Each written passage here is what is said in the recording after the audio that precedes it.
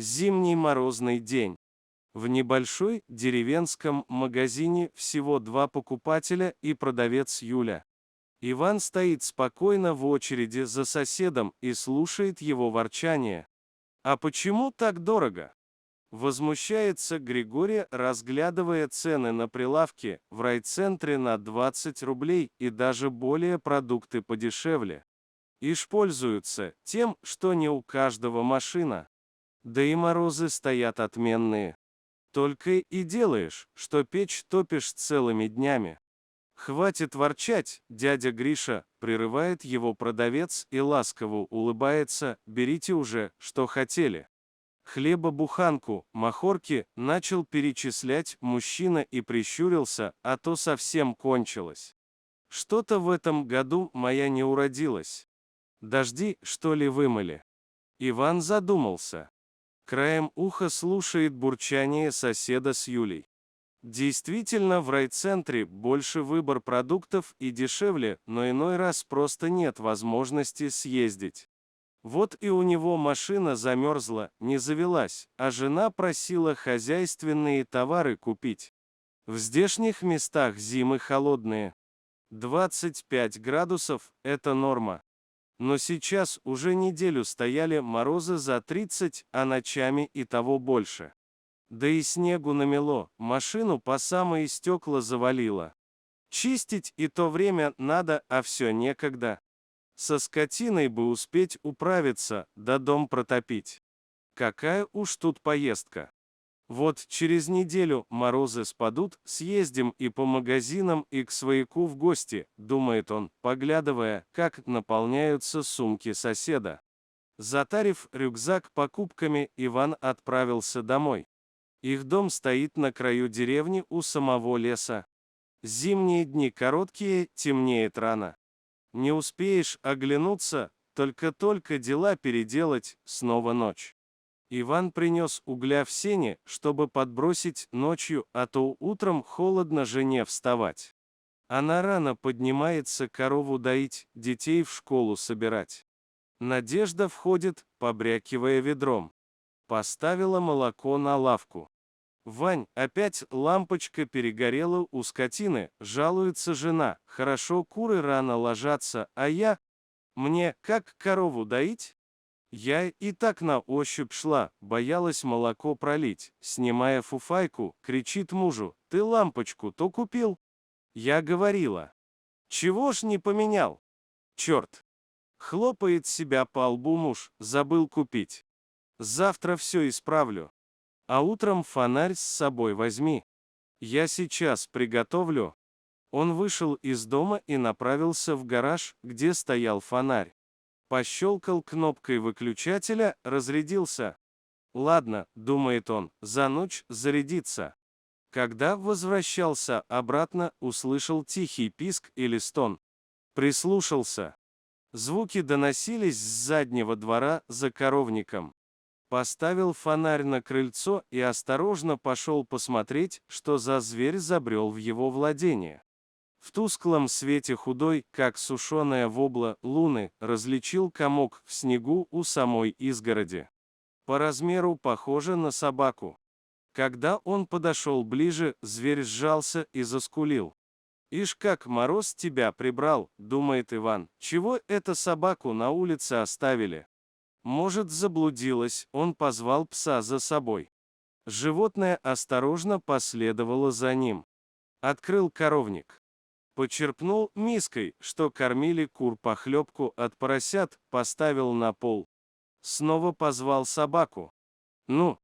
Сердито зовет, ее в теплый сарай пустили и еду предлагают, а она еще морду воротит. Перемерзла, что ли? Иди, не бойся, не тронет тебя здесь никто. Ну? Псина мелкими перебежками прокралась к миске и принялась жадно хлебать. То-то же. Удовлетворенно усмехнулся мужчина: переночуешь здесь. А завтра выпущу тебя. Закрыл двери на задвижку и ушел домой. Утром вспомнил о приблудившейся собаке и спохватился. «Надь, ты погодь». Остановил он жену: «Я вчера псину чужую в сарай пустил. Мороз трещал, просто кости ломит. А она скулила, бедолага. Жалко стало. Погоди, выпущу ее. Как бы ни бросилась на тебя с перепугу. Она имени-то вчера шугалась. Подходя к сараю, услышал кудахтанье кур и шумное поведение скотины.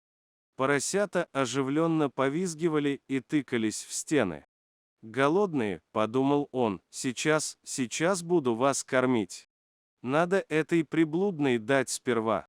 Он осторожно вошел в темное помещение. Немного постоял, чтобы глаза привыкли. Силуэты стали четче. Снова наполнил вчерашнюю миску куриными костями из бумажного пакета, что дала на дорогу жена. Здоровый хруст подтвердил, что животное освоилось. Так аппетитно оно жевало. Он распахнул настежь двери и встал со стороны улицу, терпеливо ожидая, пока псина поест. Приглядевшись к незваной гостье, он замер. В его сарае, где обитают корова, поросята и куры, оказался взрослый волк. Очень худой, но с округлыми боками. «Черт!» — выругался он сгоряча, — «я же сам впустил его. Точно кого-то сожрал. Вон брюхо какое огромное. Надюха расстроится». Волк, доживав завтрак, отряхнулся и посмотрел на хозяина. «Давай. Давай отсюда, пока тебя никто не видел», — машет он рукой на волка. «Кого же ты сожрал, гад?» Животное не спеша вышло на порог. Втянуло мордой морозный воздух, мгновение стоит. И, наконец, прыжками исчезает за оградой. «Фу!» — облегченно выдохнул Иван и кинулся осматривать потери. «Кого же ты?» На удивление, вся живность оказалась на месте. Странно, задумался он, выходя, а живот, и тут же догадался, волчица. Она беременная, прошел месяц. Морозы давно сменились снежными буранами.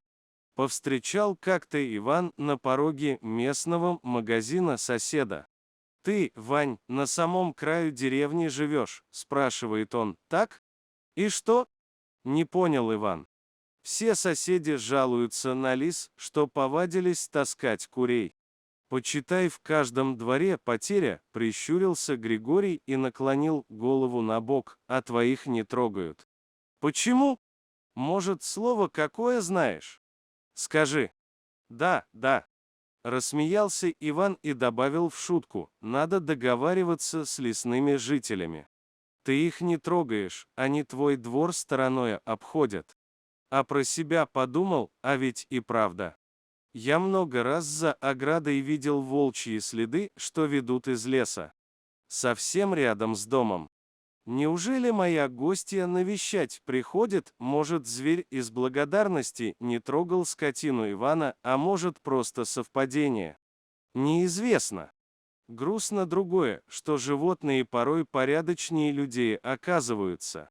И помнят добро дольше, чем люди. А жаль.